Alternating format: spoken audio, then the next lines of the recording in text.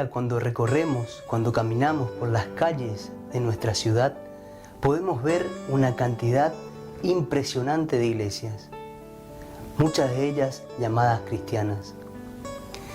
Algunas de estas iglesias o denominaciones cristianas tienen apenas algunos años de haber sido fundadas y otras un poco más de años. Me pregunto, ¿siempre ha habido tanta diversidad entre los creyentes de las enseñanzas de nuestro Señor Jesús? Se construye una iglesia al lado de la otra y todas reclaman ser la verdadera iglesia de Cristo.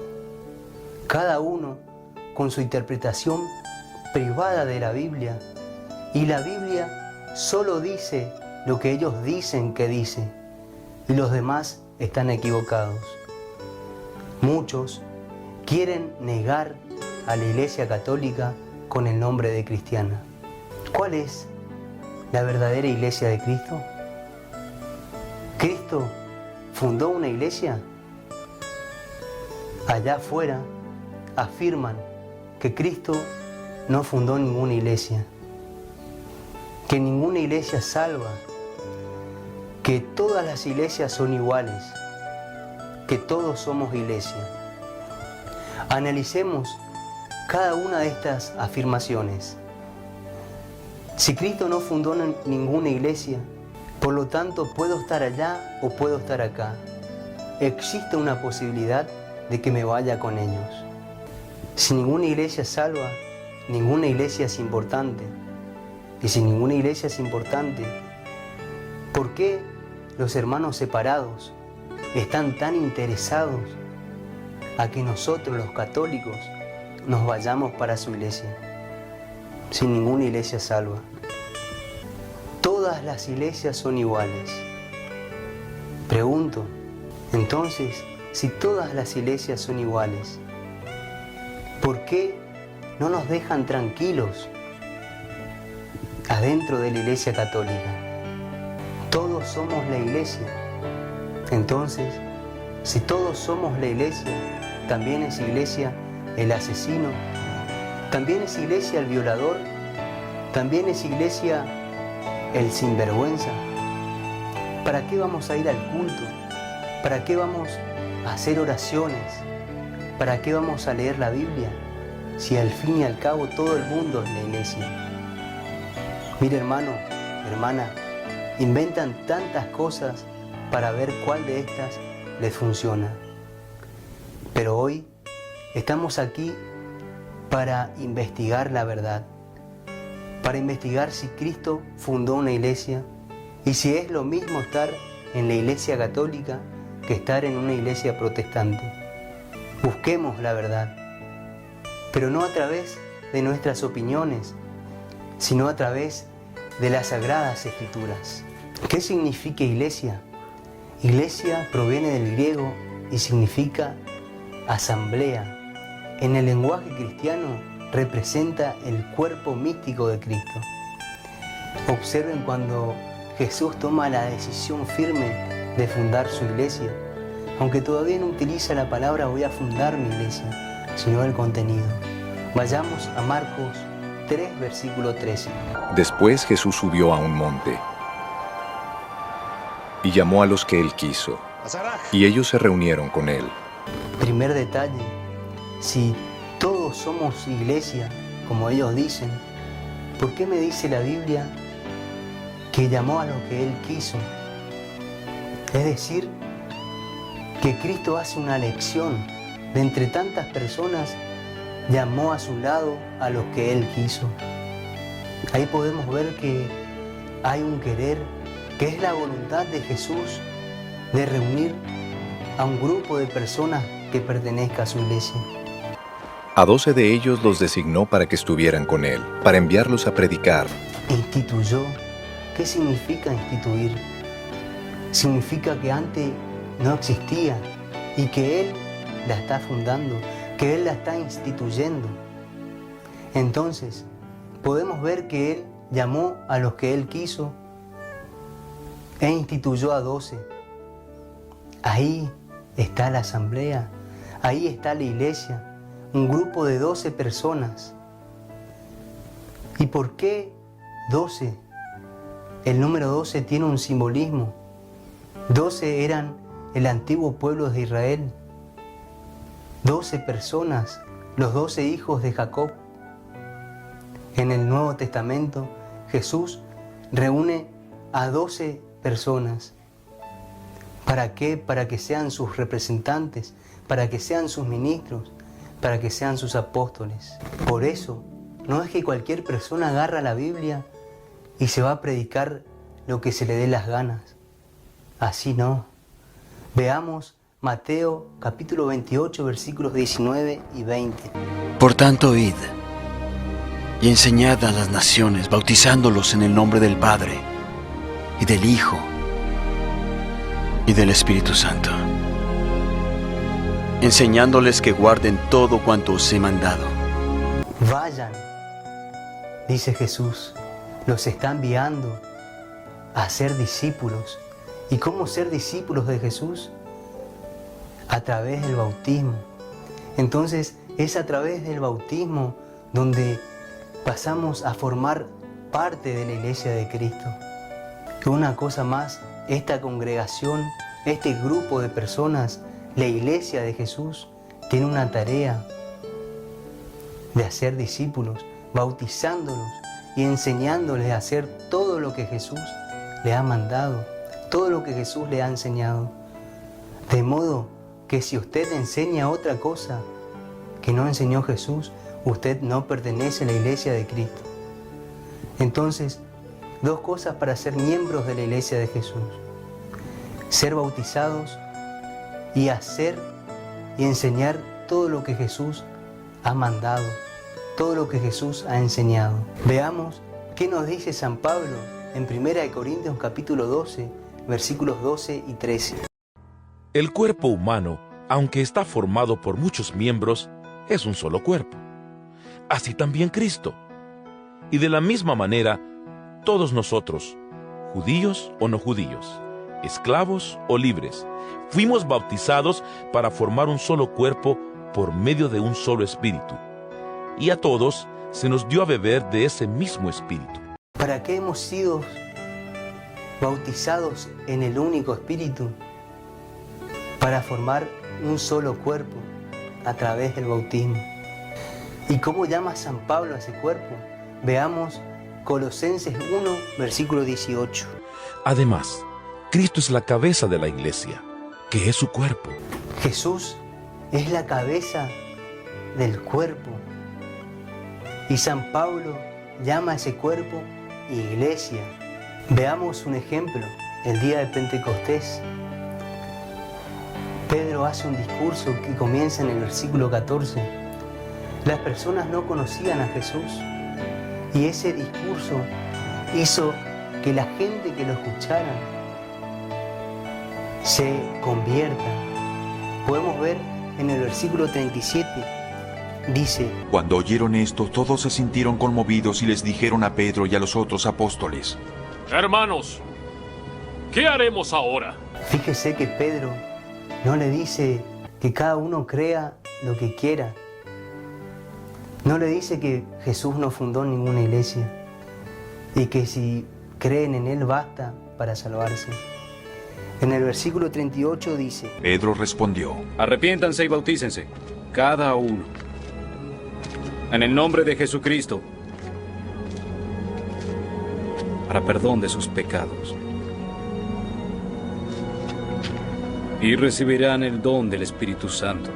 Pedro está haciendo lo que Jesús le ha mandado. Recuerden que Jesús le dijo: vayan y hagan discípulos, bautizándolos. Acá Pedro le pide y les dice que se bauticen. ¿Para qué bautizarnos? Para formar parte de la iglesia de Cristo. Esa iglesia que es el cuerpo de Cristo. Cristo es la cabeza y nosotros los bautizados formamos ese cuerpo, esa iglesia. Y en el versículo 41 dice: Los que recibieron su mensaje fueron bautizados, y aquel día se unieron a la iglesia unas 3,000 personas. ¡Qué maravilla! cómo va creciendo la iglesia, cómo va creciendo el cuerpo de Cristo a través del bautismo. Aquel día se unieron a la iglesia unas 3.000 personas. Cristo funda la iglesia llamando a los que Él quiso, instituyó a 12. Y dentro de esos 12 llamó a uno jefe, que es el Papa, que es Pedro. Vayamos a Mateo 16, versículos 18 y 19. Pues yo te digo que tú eres Pedro.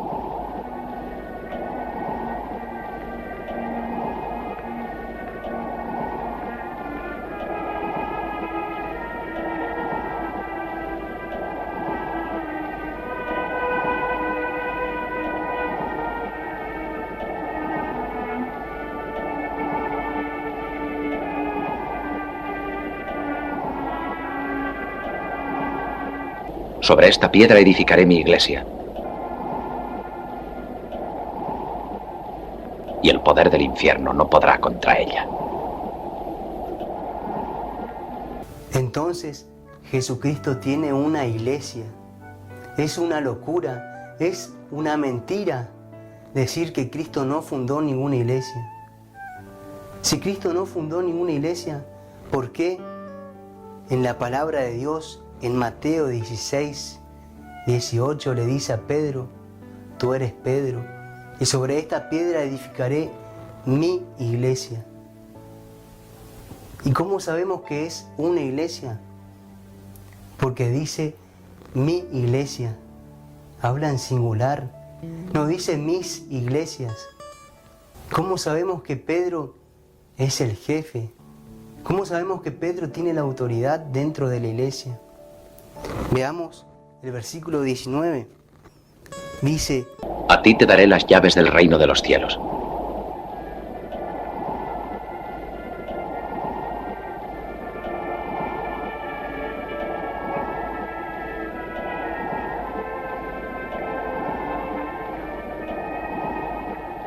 Y todo lo que atares en la tierra, atado quedará en los cielos. Y todo lo que desatares en la tierra, desatado quedará en los cielos. Le está dando la llave. Y tener la llave del reino de los cielos es tener la máxima autoridad dentro de la iglesia. ¿Quién me dice a mí que Pedro no tiene autoridad? Veamos, le da la llave del reino de los cielos. Le dice, tú eres Pedro y sobre esta piedra edificaré mi iglesia. Le dice, lo que abras quedará abierto y lo que cierres quedará cerrado. Tremenda autoridad. Pedro es el vicario de Cristo. Tiene autoridad y allá afuera no tienen esa autoridad.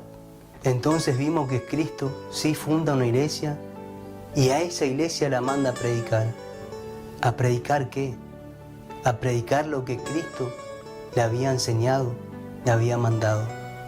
¿Para qué? Para que otros no enseñen cosas que no son. Veamos Hechos capítulo 20, versículo 28. Tengan cuidado de sí mismos y de todo el rebaño sobre el cual el Espíritu Santo los ha puesto como obispos para pastorear la iglesia de Dios que Él adquirió con su propia sangre. San Pablo les va a mostrar a las comunidades para qué Dios dejó una iglesia, para qué dejó unos obispos, unos pastores, unos presbíteros dentro de la iglesia, para cuidar al rebaño, que es la iglesia de Dios. Dios dejó supervisores, ¿para qué?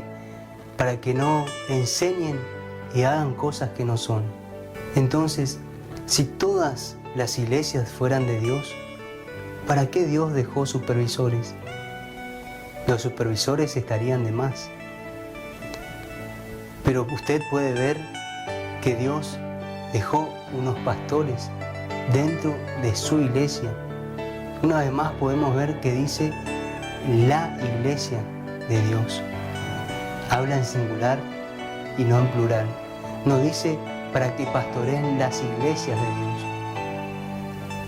No dice para que pastoree la iglesia de Martín Lutero, de José Smith, de Elena White.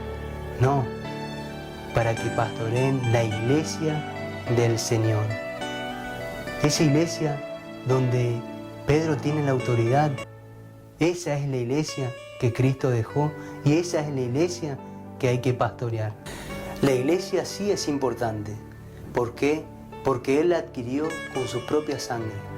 El que diga que la iglesia no es importante, no ha leído que Él la adquirió a precio de su propia sangre. Veamos de qué tienen que estar pendientes los pastores, los obispos de la iglesia. Leamos el versículo 29. Dice: sé que después de mi partida entrarán lobos feroces que procurarán acabar con el rebaño. Pregunto, ¿esos lobos crueles, voraces, rapaces, son también la iglesia? Porque allá afuera afirman que todos son la iglesia. Por lo tanto, ¿pueden estar juntos lobos y ovejas? No, estos lobos quieren y vienen a destruir la iglesia de Cristo. Para eso, Dios dejó unos supervisores, unos pastores, para que cuiden al rebaño, para que cuiden a las ovejas. Porque estos lobos vienen a predicar que todos somos iguales, que todos son la iglesia. ¿Para qué? Para podernos atrapar. Pero para eso están nuestros sacerdotes, nuestros obispos del Dios Altísimo, para decirnos que hay lobos, para decirnos y advertirnos que esos lobos rapaces quieren venir a destruir nuestra fe, diciéndonos y sacándonos el sacramento de la confesión, el no poder bautizar a nuestros hijos, el no tener ese encuentro en la Eucaristía con el Señor y el odiar a la Virgen María. Quieren apartarnos del camino de Dios. Y lo dice bien clarito la palabra de Dios: no perdonarán al rebaño. ¿Y cuántos daños nos están haciendo? ¿Cuántas personas ya se han llevado para su iglesia? Ya se han llevado seminaristas, catequistas, dentro de nuestra propia familia. ¿Cuántas gentes ya se han ido para su iglesia? No perdonarán al rebaño. Mire Mateo 7:15. Y guardaos de los falsos profetas, que vienen a vosotros vestidos de ovejas, pero por dentro son lobos rapaces. Jesús dice de una manera muy simple, muy clara: cuídense de los falsos profetas. No dice que todos los profetas son iguales. No dice que todo aquel que venga predicando estará enseñando la verdad. No, dice cuídense de los falsos profetas. Es decir, que no todos son la iglesia de Cristo. ¿Qué es un profeta? Profeta es aquel que predica la palabra del Señor. Y en la iglesia verdadera es donde están los verdaderos profetas, que enseñan la verdadera doctrina del Señor. ¿Y qué es la doctrina del Señor? Es lo que Cristo enseñó. Veamos algunos ejemplos y vayamos a Lucas 22, versículo 19. Tomó luego pan, dio gracias, lo partió y se lo dio diciendo: Esto es mi cuerpo entregado por ustedes. Hagan esto en mi memoria.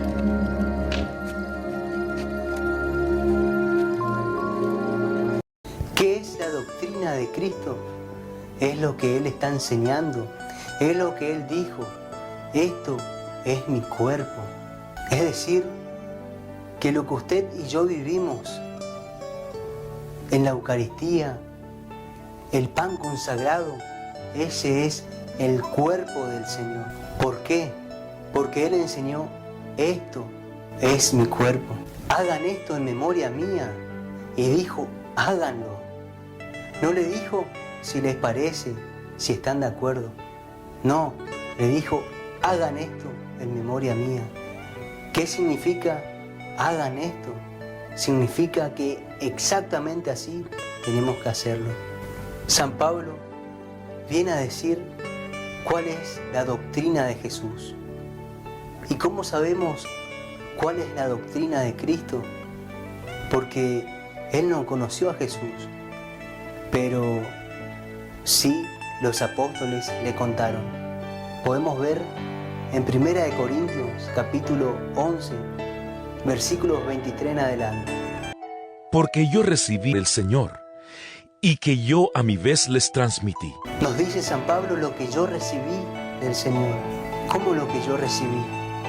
Si él recibió del Señor, ¿por qué los apóstoles de Jesús lo habían contado tal cual las enseñanzas de Jesús? Y dice, a mi vez les he transmitido. Y hoy nos transmite a nosotros, y nosotros tenemos que seguir transmitiendo de generación en generación la doctrina del Señor. Que la misma noche que el Señor Jesús fue traicionado, tomó en sus manos pan, y después de dar gracias a Dios, lo partió y dijo: esto es mi cuerpo, que muere en favor de ustedes. Hagan esto en memoria de mí. Recordó lo que decía San Lucas, no ha cambiado la doctrina. Jesús dijo, esto es mi cuerpo. Y San Pablo lo recuerda y repite las mismas palabras, la misma enseñanza de Jesús. Y lo dice, esto es mi cuerpo. No, esto significa, esto es mi cuerpo. Hagan esto en memoria mía. Nueva alianza es la que usted y yo hoy vivimos en la Eucaristía. Por eso hay que hacerlo. San Pablo lo muestra de una forma muy clara, muy simple. Esto es mi cuerpo, como lo dijo el Señor. Y no lo cambia diciendo, esto es un símbolo, o esto significa, o haciendo una obra de teatro. Hace y dice exactamente lo que enseñó Jesucristo, doctrina de Jesucristo. Por eso no voy a ir detrás de doctrinas de hombres, sino que voy a ir detrás de la doctrina de Jesús. ¿Por qué? Porque Él tiene palabras de vida eternas. Por eso creo en la Iglesia, que es la doctrina de Jesucristo. Y no es toda la doctrina, hay más. Por ejemplo, podemos ver en Juan capítulo 20, versículos 21 al 23. Jesús les dijo otra vez: paz a ustedes. Así como el Padre me ha enviado, yo los envío.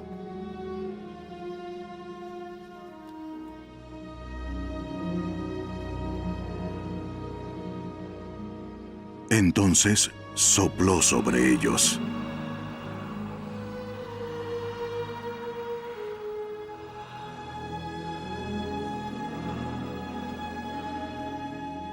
Reciban el Espíritu Santo. A quienes perdonen los pecados, les son perdonados. A quienes retengan los pecados, les son retenidos. Doctrina de Jesucristo. ¿Cómo sabemos que es doctrina de Jesús? Porque salió de los propios labios de nuestro Señor.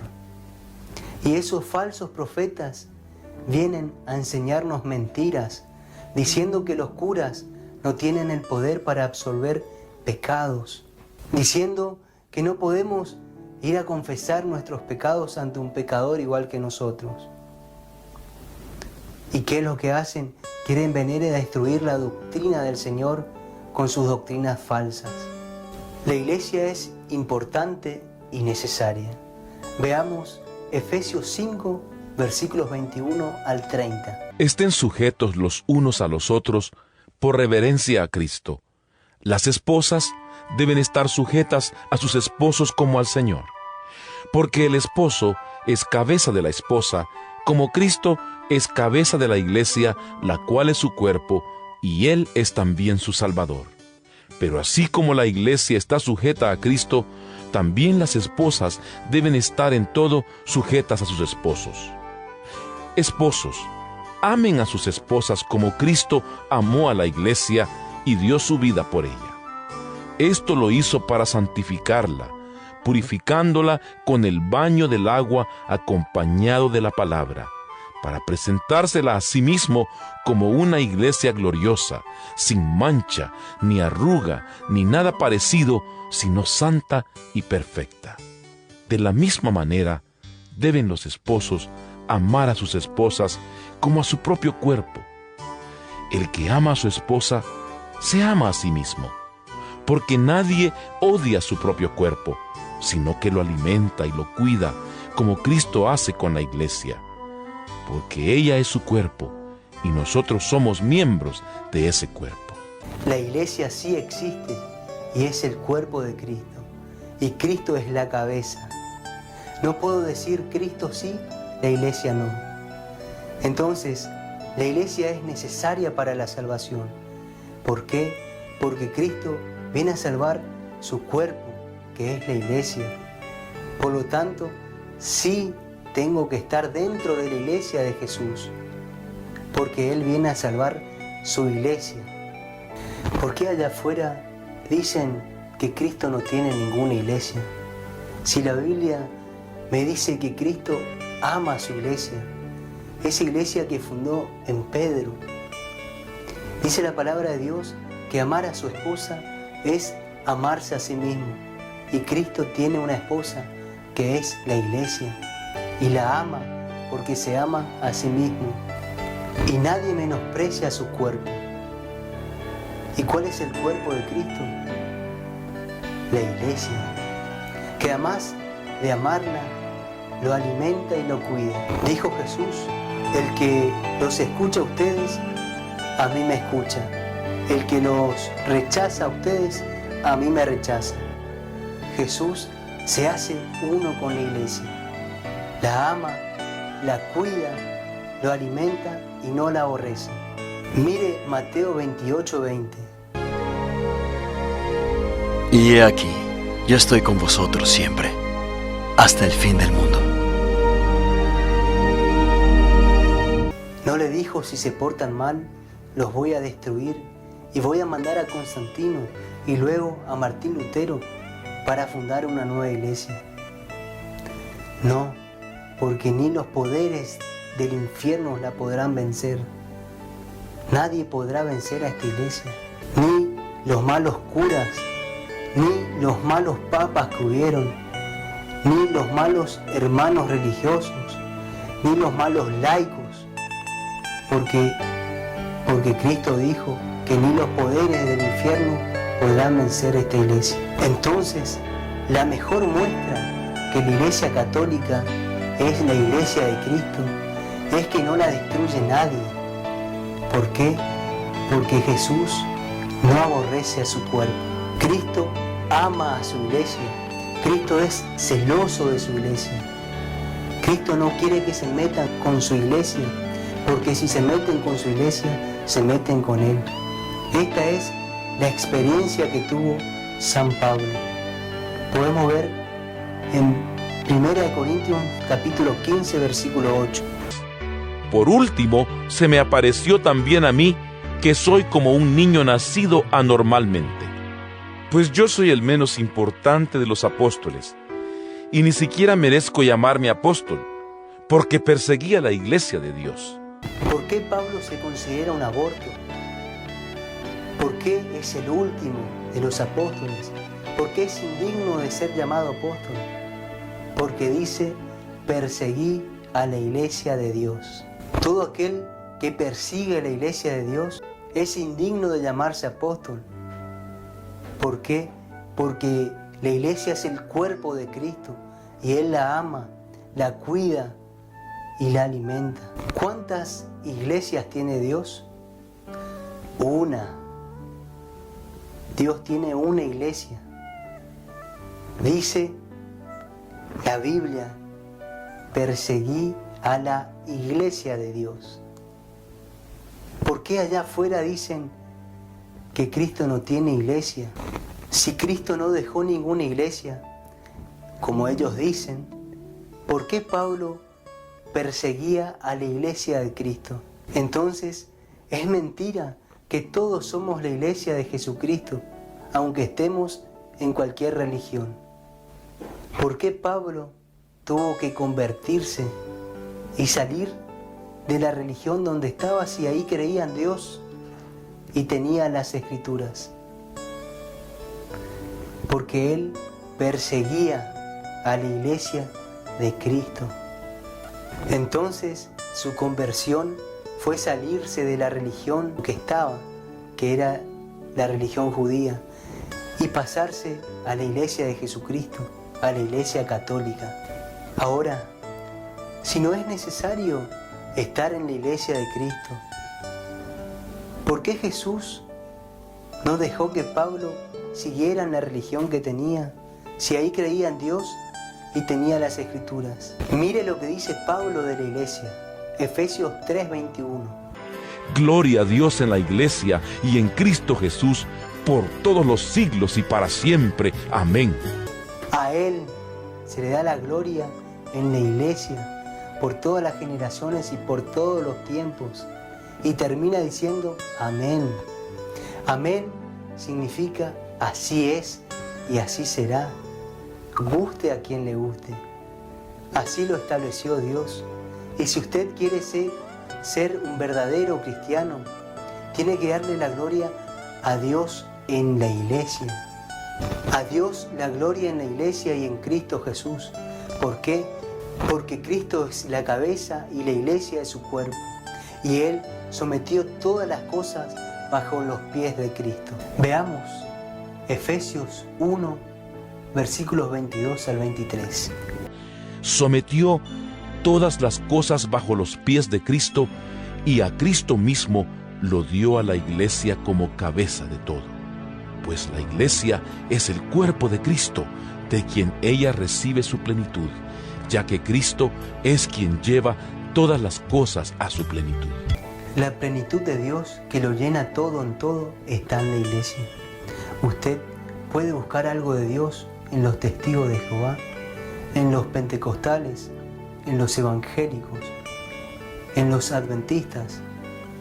En todos ellos encontrarás algo bueno. Pero allí no está la plenitud. La plenitud de Dios está en la iglesia. En esa iglesia en la que usted y yo pertenecemos. Y no tenemos nada que estar buscando en las sectas. Aquí lo tenemos todo. Lo tenemos todo en esta santa iglesia católica. San Pablo nos dará otra enseñanza para darnos cuenta de que estamos en la iglesia de Jesucristo y que no es lo mismo estar y ser católico que ser protestante. Veamos Efesios 3, versículo 10. De esta manera ahora, por medio de la iglesia, todos los poderes y autoridades en el cielo podrán conocer la sabiduría de Dios que se muestra en tan variadas formas. ¿Qué podemos descubrir mirando a la iglesia? Las muchas formas de la sabiduría de Dios encontramos. ¿Cómo? Mirando a la iglesia. Por eso Satanás quiere venir a decirte que Dios no tiene ninguna iglesia o que no existe la iglesia. ¿Para qué? Para que usted no mire a la iglesia. Cristo fundó una iglesia, la Iglesia Católica. ¿Y por qué Iglesia Católica? ¿Qué significa la palabra católica? Significa universal, es decir, todas las naciones. Hacia el año 107 aproximadamente, San Ignacio de Antioquía llamó por primera vez a los cristianos Iglesia Católica. Y usted se va a preguntar, ¿dónde está eso en la Biblia? ¿Dónde dice Iglesia Católica? Y yo le voy a dar varios ejemplos. Busquemos en Marcos 16:15. Dice: Les dijo, vayan por todo el mundo y anuncien las buenas nuevas a toda criatura. A toda la creación es universal, por eso se le llama católica. Podemos ver también en Mateo 28:19. Por tanto, id y enseñad a las naciones. ¿Qué significa? Significa universal. Por eso es católico. En Hechos 1:8 también podemos ver que dice: Pero cuando venga el Espíritu Santo sobre ustedes, recibirán poder y serán mis testigos, tanto en Jerusalén como en toda Judea y Samaria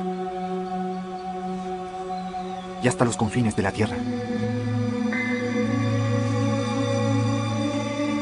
Eso se llama católico. ¿Por qué? Porque dice hasta los confines de la tierra. Es universal. Ahora te pregunto, ¿Cristo murió por muchos o murió por una sola persona? Murió por todos. Entonces, Cristo es católico. Hermanos, hermanas, amigos, en esta iglesia nació usted y vive usted. Y debe sentirse felizmente orgulloso, porque es la iglesia que le garantiza que si se porta bien, va a entrar al reino de los cielos. Y a nosotros nos corresponde crecer día a día en santidad para que brille en ella el rostro de la verdadera iglesia de Cristo. Y empezar a vivir no más cristianos a mi manera, sino a la manera que Cristo dispuso. ¿Por qué? Porque Cristo viene a salvar su iglesia, que es una santa, católica y apostólica. Muchísimas gracias y espero que este tema del cual estuvimos hablando hoy, investigando a través de las Sagradas Escrituras, mencionando capítulo y versículo, les sea de mucha bendición y para fortaleza de su fe. Porque no soy cristiano por emoción, soy cristiano por convicción, por eso católico soy. Muchas gracias, hasta el próximo programa. Chau, chau.